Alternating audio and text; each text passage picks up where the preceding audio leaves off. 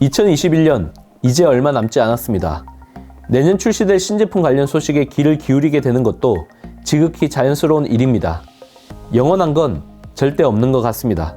팬데믹을 몰고 온 코로나19, 반도체 쇼티지로 인한 공급망 붕괴로 글로벌 산업 지도가 급변하고 있다는 것도 이러한 변화를 이끄는데 한몫했다고 봅니다. 과거의 전례를 참고할 수는 있겠지만 무조건 맹신하는 건 바람직한 일은 아닙니다. 아이폰 13에서 노치가 작아지는 마이너한 변화가 적용되었으니 원가 절감을 위해 아이폰 14의 디자인 역시 그대로 나올 것이라고 단정 지을 수는 없다는 얘기입니다. 현 시점에서 가장 신빙성 있는 소스는 부품 공급업체를 통해 파악되는 소식이라고 할 수 있습니다.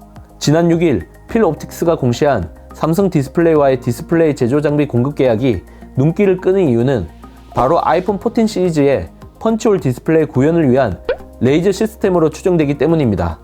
삼성 갤럭시를 비롯한 업계에서는 펀치홀 디스플레이 구현을 위해 레이저 커팅 장비인 히아를 사용해 왔는데요.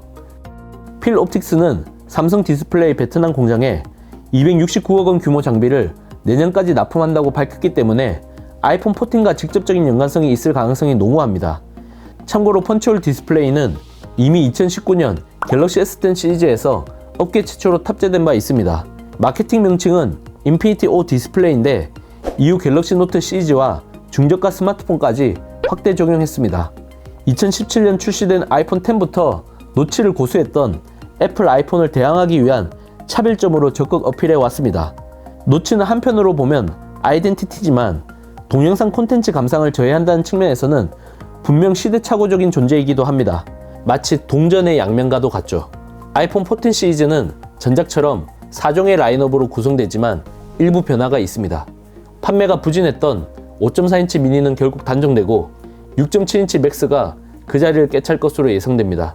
6.06인치, 6.7인치로 사이즈는 이원화되며 하이 라인업인 일반 모델 2종과 상위 라인업인 프로 모델 2종으로 재편될 것이라는 게 중론입니다.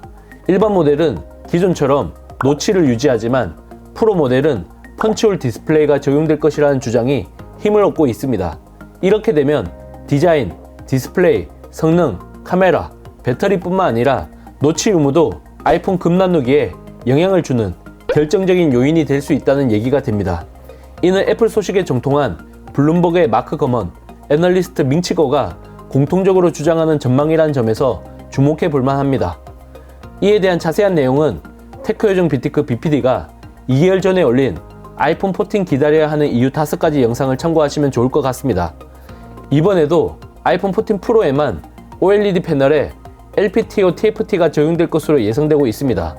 120Hz 주사율 지원에 필요한 저전력 사용 환경을 지원하는 기술인데 아이폰 14 시리즈에도 일반 모델에는 프로모션 기술을 적용하지 않을 것이라는 것을 암시하는 대목이라고 할 수 있죠. 여기서 놓치지 말아야 할 부분, 바로 TSMC의 시스템 반도체 20% 가격 인상으로 인해 2022년 차기 아이폰 출고가가 올라갈 수밖에 없는 상황이라는 것입니다. 애플 입장에서는 소비자의 반발을 최소화하기 위해서라도 가격 상승이 이루어질 수밖에 없는 명분을 만들어야 합니다. A16 바이오닉 칩, 카메라 업그레이드와 같은 스펙 변화만으로는 부족하죠. 결국 아이폰 14 시리즈에서는 노치 삭제를 비롯해 외관 디자인의 변화폭을 크게 이루어질 것이라고 보는 게 합리적인 추론이 아닐까 싶습니다. 여러분들의 생각은 어떠신가요? 이번 영상 잘 보셨다면 좋아요, 구독, 알림 설정 부탁드립니다. 영상 제작에 큰 도움이 되니 잊지 말고 눌러주시는 센스. 테크요정 비티크 비하인드 씬, 다음 영상도 많은 기대 부탁드립니다. 고맙습니다.